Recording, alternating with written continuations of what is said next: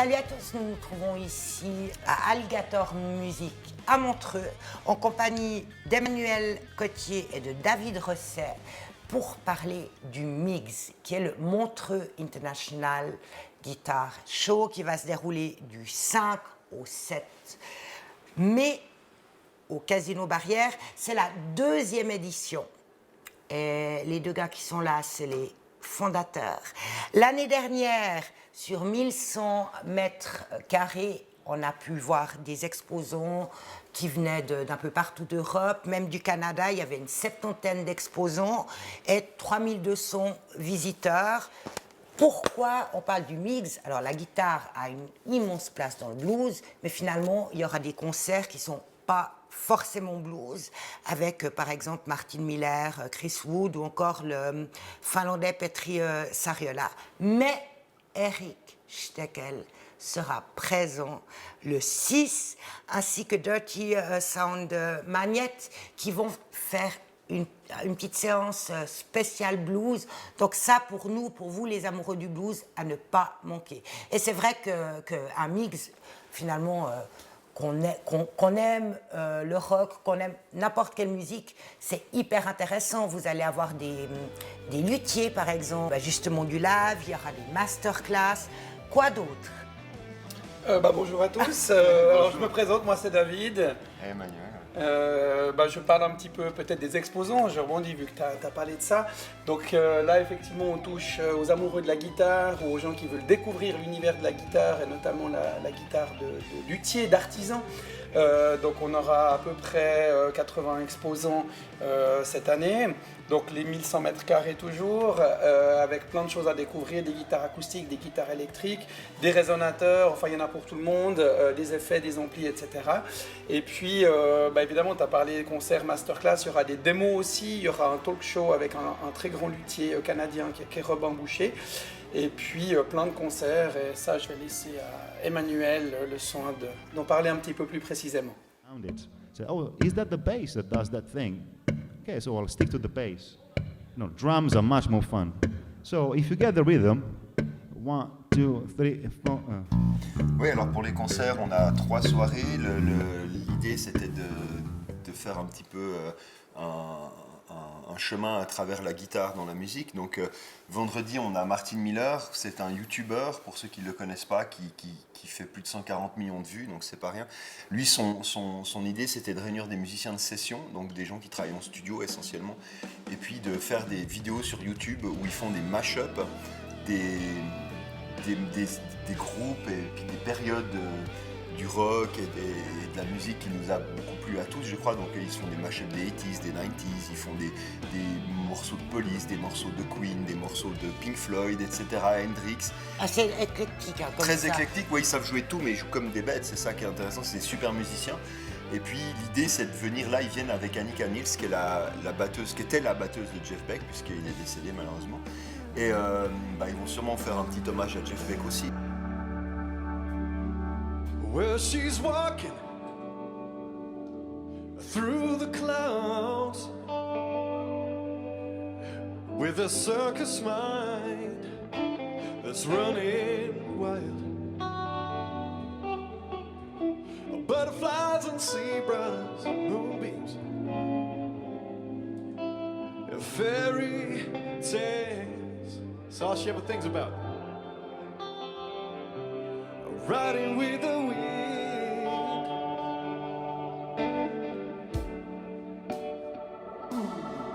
When I'm sad, she comes to me with 1,000 smiles. She gives to me free. It's alright, she says it's alright. You can take anything you want from me. Anything you want. Anything you want. Yeah, little wind.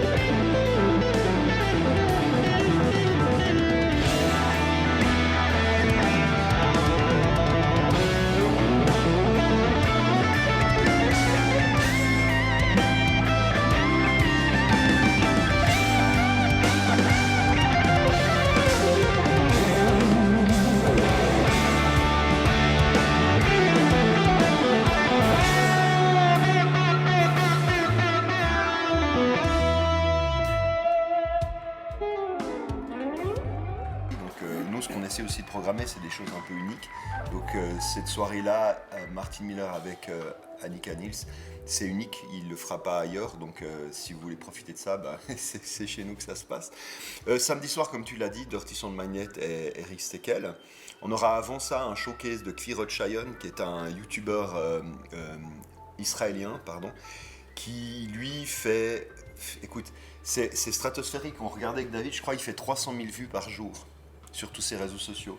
Donc c'est vraiment, lui, c'est un démonstrateur de guitare à la base, mais c'est surtout un monstrueux musicien. Donc lui, il va aussi faire plein de covers, il aime bien jouer du Pink Floyd et plein d'autres trucs, donc ça va être chouette.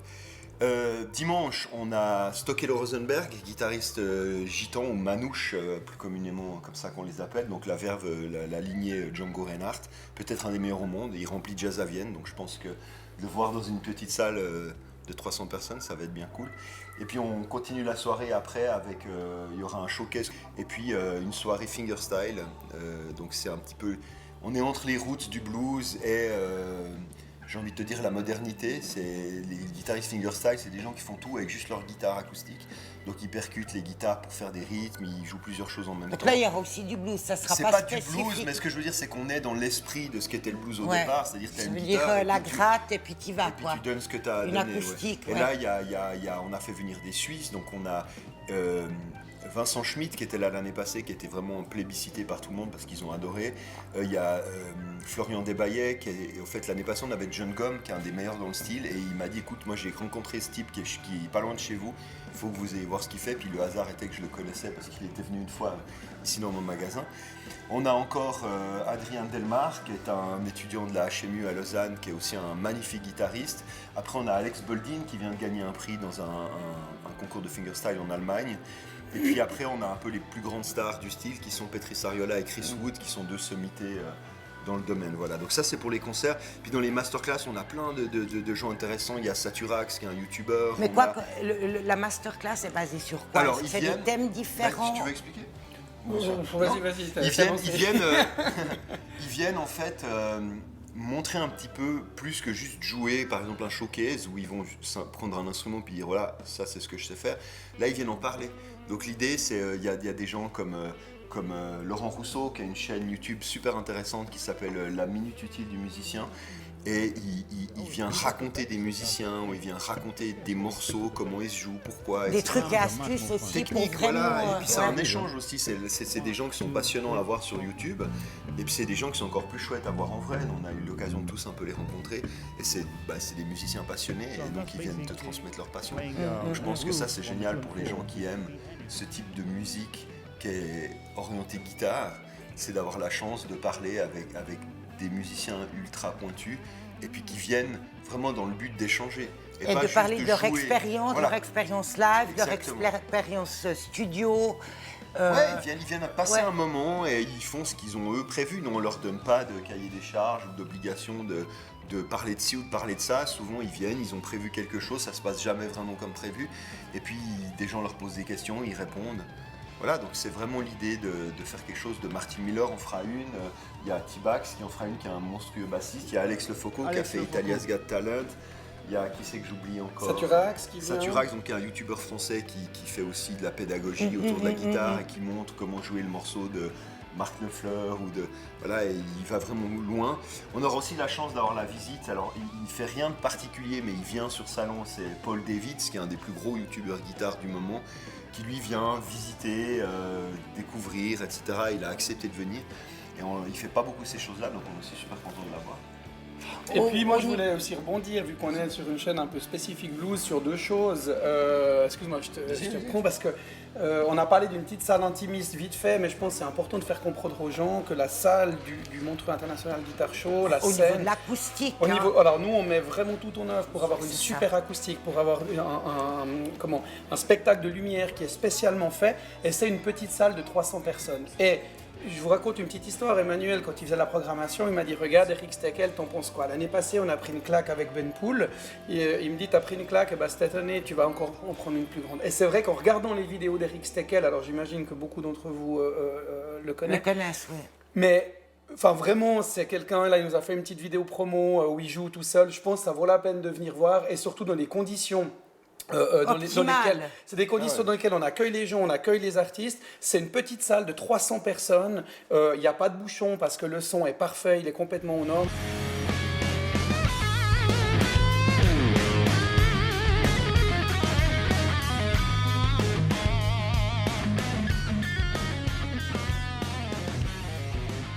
Je pense que ça vaut la peine de venir voir et surtout dans les conditions. C'est des conditions dans lesquelles on accueille les gens, on accueille les artistes. C'est une petite salle de 300 personnes. Il n'y a pas de bouchon parce que le son est parfait, il est complètement aux normes. Et vraiment, on a quand même l'impression d'avoir une claque qu'on aime aussi avec le blues ou le blues rock. Et voilà, ça, je tenais un petit peu à souligner ça. Et puis, il y a aussi, pour pas parler, les amateurs de blues en général aiment les jams, donc on a 2 after-parties qui sont gratuites. À noter que tout ce qu'on a dit avant, à part les concerts, les masterclass, les démos, tout ça est entièrement gratuit, que ce soit dans la petite salle ou dans la grande salle. Voilà, le salon est payant pour avoir accès aux exposants. Et puis les concerts, les gros concerts sont aussi payants à des tarifs plus que raisonnables par rapport aux conditions. Enfin, en tout cas, nous, on estime, on essaye vraiment de faire quelque chose d'accessible à tout le monde. Juste au niveau Dirty Soundmaniac, je crois qu'ils se produisent un peu partout. Hein. C'est vraiment, on a dit qu'ils allaient faire ils font un show un petit peu particulier qu'ils vont adapter exprès pour nous. Pour le mix. Voilà. Enfin, c'est pas un show blues, mais ils ont dans leurs morceaux des choses très orientées blues. Il y aura du blues. Led Zepp, mais ils font tu vois, ils sont très orientés Led Zepp, ils sont quand même influencés par plein de choses, mais donc ils vont juste corriger leur set. Non, vraiment dans leur compo, mais ils veulent aller vers quelque chose de plus blues exprès pour nous, parce que c'est une soirée blues. Et puis, comme tu disais, ils jouent partout. Ils tournent en Allemagne, là ils sont en Angleterre, la moitié des shows presque tous les shows sont sold out. Ils ont joué au Mexique, ils ont des shows sold out. Donc voilà, ils ont joué il n'y a pas longtemps à la Casa de Choc, c'était plein. Et ça fait bien longtemps que c'était pas plein la Casa de Choc à un concert de rock. Et la preuve, ils ont changé leur type de programmation en pensant... tu vois, qu'ils auraient plus de monde. Donc voilà, c'est un groupe qu'il faut avoir vu. Et puis ce que tu disais par rapport à la qualité des concerts, on a au son, on a un ingénieur du son qui travaille pour le Montreux Jazz Festival, à la création lumière. En fait, on crée des lumières exprès pour le mix. Donc on a un des meilleurs créateurs de light français qui travaille avec les plus grands artistes français, qui vient exprès à Montreux créer des lights pour le salon. Ça se voit d'ailleurs sur nos vidéos que vous pouvez trouver sur notre chaîne YouTube. Montreux Ancien de Guitar Show, on peut voir une vidéo par exemple du concert de Ben Poole pour les fans de blues qui doit durer 12 minutes. Et les lumières sont fantastiques, donc on essaye vraiment d'offrir un show haut de gamme, quoi. Mais tu vois, c'est typiquement au début de la saison, avoir un mec comme Eric Steckel, c'est le tout début de la tournée. Ça veut dire qu'il a fallu négocier pour lui dire est-ce que tu acceptes cette date, et puis après il faut qu'il trouve d'autres dates à la suite, donc il doit pour que ça corresponde. Parce qu'il vient... Bon, son manager. Ouais, moi je parlais avec lui toujours. Moi je parle avec les artistes en direct toujours avant parce que je crois à ces amitiés-là et puis à ces relations-là, puis j'ai la chance d'en connaître, donc après de fil en aiguille, on se fait présenter des gens. Mais évidemment qu'on finit avec les agents. Mais l'idée, c'est d'abord de vendre un projet à un artiste. Qu'il ait le coup de cœur. En fait, que ça le motive et puis après, il s'adapte avec le reste de sa tournée. Je crois que c'est ce que faisait Claude Nobs à Montreux toujours. Et puis, alors là, le côté amitié et puis lien très fort humain était là. Hein. Ouais. Et puis moi, j'ai connu plein de monde, c'est des amitiés qu'on fait, et puis après, c'est des gens qu'on peut rappeler. Et puis c'est plus facile comme ça de convaincre des gens de faire quelque chose de particulier. C'est plus facile quand on les connaît de leur dire j'aimerais bien que tu fasses comme ça, plutôt que d'appeler un agent puis dire bonjour, j'aimerais cet artiste-là, combien vous offrez. Voilà, moi je trouve ce jeu-là moins fascinant, et puis je pense que c'est d'accord David, ça, on l'a vu l'année passée, l'implication de l'artiste n'est pas la même. Je crois de Martin Miller jusqu'à Ben Poole, tous ils ont vécu un moment aussi particulier parce que leurs agents savaient avec qui... bonjour. Salut. C'est Steckel qui arrive. Eric, tu rentres. Peut-être deux mots encore par rapport à Steckel, l'artiste. Eric Steckel, qu'est-ce qu'on peut en dire? Écoute, moi... Il a commencé très jeune. 12 ans. 12 ans, hein. Ouais, et il a été repéré par John Mayall, il avait 14 ans, il l'a invité sur un album. Écoute, Eric Steckel, ce que j'en pense, on parlait de Bonamassa avant. Ouais. Pour moi, c'est Bonamassa en mieux, alors ça va faire hurler certains. Moi, j'ai une question. Bonamassa, moi, je le sens plutôt excellent studio. Et au niveau de... Alors, c'est mon ressenti propre. Hein, au niveau du contact public, il est un peu dans sa bulle. C'est un autiste Asperger. Oui, je sais. Donc, c'est un mec étrange. Moi, je le connais personnellement et je ne l'ai pas vu 50 fois, mais on a discuté plusieurs fois. Il est un peu ailleurs. mais il est vraiment très intéressant. Je pense alors il est beaucoup bâché en ce moment. Il y a des gens qui lui, enfin, j'ai vu que sur les réseaux sociaux, il s'est pas mal fait démonter, etc. Il se fait un peu rentrer dedans parce qu'il affiche toujours sa collection de guitares, ses machins. Les gens l'aiment un peu, le jalouse, je pense, pour tout ça. Je pense que c'est un type qui a fait du bien en blues. Et ça, il faut pas l'oublier. Je veux dire, à un moment donné, il est quand même arrivé.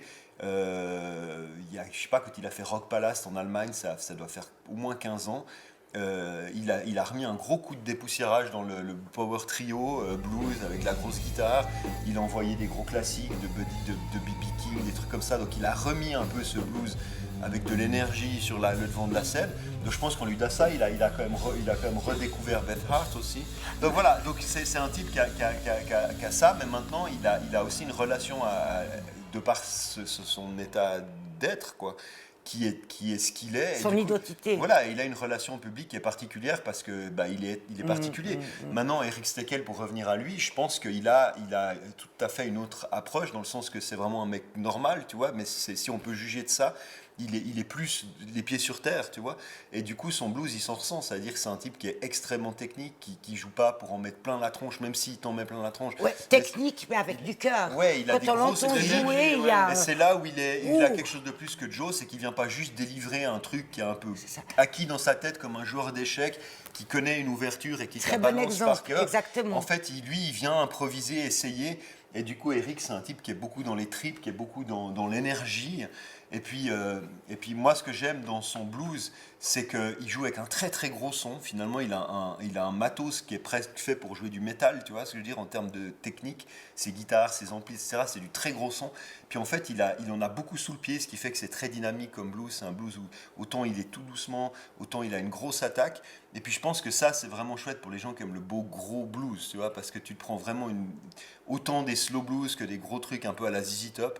Et moi, c'est ça que j'aime chez lui. Et puis aussi parce que je trouve que il y a beaucoup de gens dans le blues, à mes yeux, qui sont sous-évalués. C'est-à-dire que finalement, il y a tout. Mais méconnus aussi, parce Voilà, que c'est c'est ça. vrai que les festivals de blues... Mais ils reprennent les grands rossignols, comme toujours. Oui, mais par exemple, le Magic Blues au Tessin, je crois qu'il a fêté ses 20 ans. Enfin, ça fait 15, 20 ans que ça vient. Moi, quand j'avais 20 ans, je cherchais du blues partout. Ça se faisait dans des cafés, dans des bars en Suisse allemande, le live, mais très peu ici. Et là, on a quand même pas mal. On a le Sierre Blues, on a le Vuit Blues Club, le Vuit Blues Festival, on a le Magic Blues, on a le Blues Rules. Donc là, on voit, il y a Lemon Blues cette année en septembre. Donc, c'est vraiment une émulation comme ça. Ça commence à s'ouvrir au grand public et à être connu. Mais je pense que c'est simplement que les roots du blues, elles ont toujours été là, et puis qu'il y a plein d'autres musiques qui sont venues, puis qu'il y a aussi plein de festivals qui ne se sont pas intéressés à ça. Mais les gens qui écoutent du blues, je pense pas qu'ils ont arrêté d'en écouter. Non, mais comment t'expliques que tout d'un coup... Parce qu'on y revient, c'est-à-dire qu'une fois que tu as fait 3 fois un festival où tu as vu je sais pas qui est plus, tu vois, soit un groupe de rock, un grand groupe, ou tu vois, qui Paléo, machin, enfin, on est trop gâtés en Suisse, donc on l'a tous fait ça au moins une fois, tu vois ce que je veux dire? Oui, mais ça n'existait pas il y a 20 ans. Tu vois, c'est donc festival, c'est du vraiment blues. Ouais, mais parce que je pense que les gens aiment le blues profondément. C'est Et puis peut-être tu peux leur faire écouter U2, n'importe qui, enfin tous ces gros concerts, on a tous vu ça. Puis à la fin, tu vas dans un bar, et je crois qu'il y a tout le monde qui a une histoire. On en a tous une, en tout cas ceux qui aiment le blues. Ouais, j'étais là en vacances, j'étais là-bas, j'étais à New York, j'étais à Chicago, j'étais à Londres, et puis je me suis pris une dérouillée dans une salle parce qu'il y avait un petit groupe qui jouait du blues. Et je pense que c'est une musique à ce pouvoir-là. Et c'est sûrement pas pour rien, quoi. Elle touche les gens profondément, et puis c'est pour ça que nous on veut que chaque année il y ait au moins un concert de blues au Mix, parce que moi je suis un gros amoureux du blues, et puis je pense que c'est une musique qui, comme tu le dis en disant regarde, il y a plein de festivals qui le font, je pense qu'on y revient doucement, parce que finalement oui, les trucs modernes c'est chouette, mais je sais pas ce que je veux dire par là, mais le blues, c'est la base. Il y a du rock, il y a donc du métal, il y a vraiment, plein de trucs qui étaient bien, c'est des chouettes musiques, mais à un moment donné, le blues, c'est un peu cette base exactement. Et puis les on gens, revient aux racines. Ils y reviennent toujours, et puis il y aura toujours des fans de métal, des fans de heavy metal, des fans de rock, et de n'importe quoi d'autre, ou un mec comme Stockel Rosenberg qui fait du jazz manouche, moi je trouve ça splendide aussi. Ces racines-là, tu les enlèveras pas. Voilà, c'est ce que je pense du blues, c'est qu'on y reviendra toujours.